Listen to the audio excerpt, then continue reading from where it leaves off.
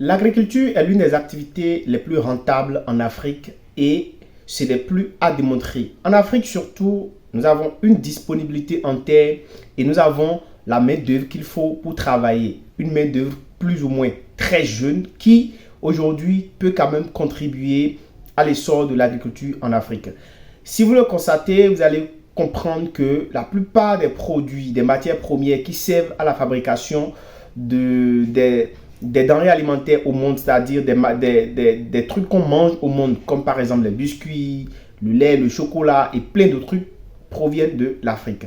Et lors d'un échange sur un plateau télévisé, Aliko Dangote a dit donc que avec l'agriculture, on peut devenir très très riche et plus riche qu'on ne le pense même que dans d'autres secteurs, dans d'autres business. Alors ça a beaucoup touché. Et j'ai voulu que nous analysions en fait ces propos du multimilliardaire Aliko Dangote du Nigeria.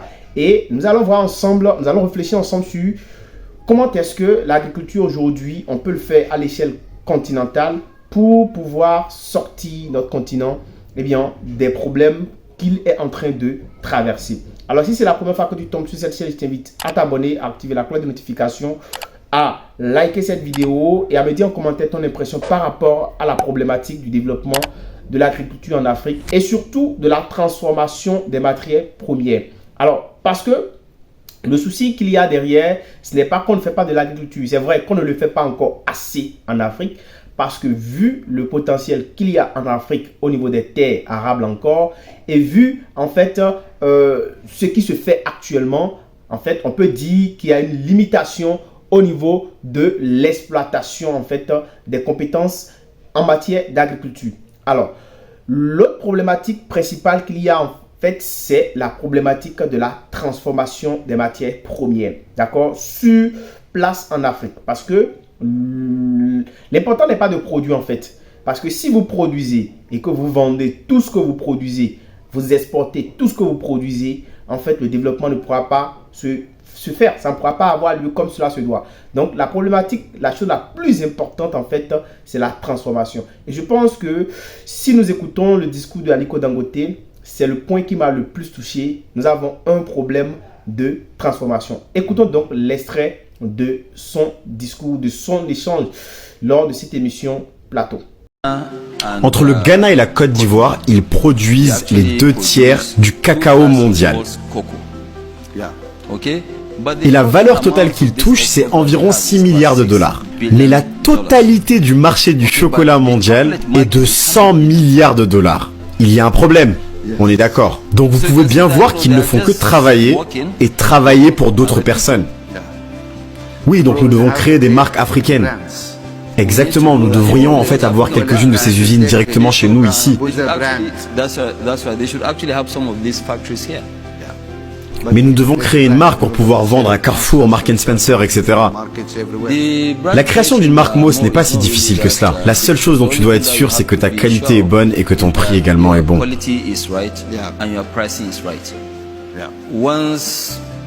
Une fois que tu as ça, personne ne regarde là où ça a été manufacturé. Parce que vous savez, la majorité des chaussures que vous achetez en Italie ne sont pas fabriquées en Italie. Et spécialement aux États-Unis, par exemple. Oui, les États-Unis ont arrêté de fabriquer. Ils se sont dit, la Chine fait tout maintenant, nous on achète. Vous savez, le riz au Nigeria, avant nous avions l'habitude de seulement faire une seule récolte par an. Et maintenant nous en faisons 2. Nous avions l'habitude d'avoir 1-2 tonnes par hectare. Et maintenant nous avons des variétés que nous avons importées qui nous permettent d'avoir jusqu'à 8 tonnes par hectare. Donc une fois que vous avez tout ça, justement, cela va permettre de se rendre compte que l'agriculture, ce n'est pas un business pour pauvres. Tu peux en fait devenir riche beaucoup plus vite dans l'agriculture que dans n'importe quel autre business.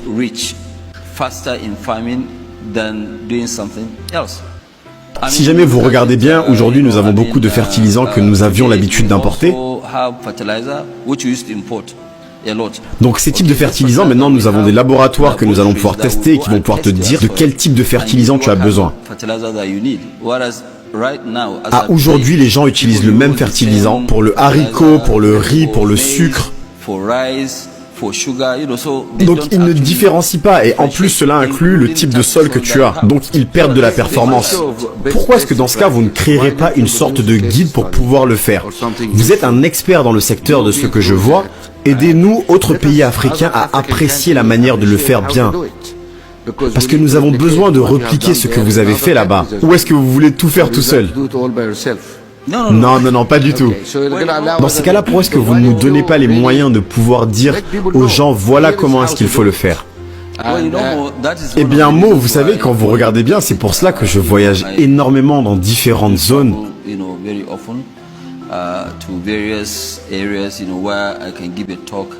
Où je peux aller et parler comme aujourd'hui, parfois à l'extérieur du Nigeria, parfois à l'intérieur du Nigeria, et dire à tout le monde, hey, regarde, tout cela est un mythe, rien n'est impossible, on peut le faire ensemble, nous en tant qu'Africains. Tout d'abord, ce que nous devons comprendre, c'est que dans tous les pays du monde, que ce soit la Corée du Sud, le Japon, les US, toutes ces économies ont été construites par leur propre indigence. Donc si jamais nous ne guidons pas en Afrique, l'agriculture a été la base de la variété de beaucoup de ces pays dont vous citez. Et ce n'est pas quelque chose de dépassé comme les gens le pensent. Non, ce n'est pas dépassé du tout. Alors, l'exemple qui a été pris, c'est ici l'exemple du cacao, du café, qui sont des matières premières dont les meilleurs producteurs, c'est-à-dire les 2/3, sont fabriqués, sont produits par le Ghana et la Côte d'Ivoire. Mais vous voyez, juste 6 milliards de dollars. 6 milliards simplement, alors que les gens sont allés jusqu'à 75 millions de dollars. Ça frustre en fait, ça fait mal qu'on apprenne cela. Donc vous voyez que nous avons du potentiel et il faudrait que nos États puissent orienter leur politique agricole dans la transformation. C'est-à-dire que les politiques agricoles soient aussi orientées vers la transformation de sorte que la matière première ne soit pas totalement exportée du pays. Pourquoi ne pas inviter en fait les entreprises à qui on vend ces matières premières là à venir s'installer en Afrique chez nous pour pouvoir transformer ces matières premières-là et cela va d'abord non seulement créer de l'emploi, deuxièmement, ça va permettre de sécuriser, d'encourager beaucoup plus les producteurs à la base parce que ceux-là qui produisent beaucoup plus, ce sont d'abord les paysans. Les paysans, c'est des personnes qui souffrent beaucoup plus dans cette chaîne, au niveau, quand nous considérons en fait cette chaîne-là, c'est eux qui souffrent le plus et donc du coup, ça va permettre de les encourager beaucoup plus et d'amener beaucoup de jeunes à pouvoir se lancer dans l'agriculture, dans l'entrepreneuriat. Il a aussi parlé des intrants des laboratoires qui vont permettre d'étudier donc les produits, les intrants qu'on utilise au niveau en matière agricole. Vous voyez, c'est l'autre problématique en agriculture, les intrants. Les intrants, les pesticides, les herbicides et tout ce qui va permettre en fait d'accélérer la production agricole. C'est vrai, aujourd'hui la plupart des personnes, on utilise pratiquement les mêmes produits pour tous les types de cultures, ce qui pose un réel problème parce que toutes les cultures n'ont pas besoin en fait des mêmes intrants agricoles et tous les sols ne doivent pas utiliser en fait les mêmes intrants agricoles et il doit avoir en fait une politique de gestion du sol.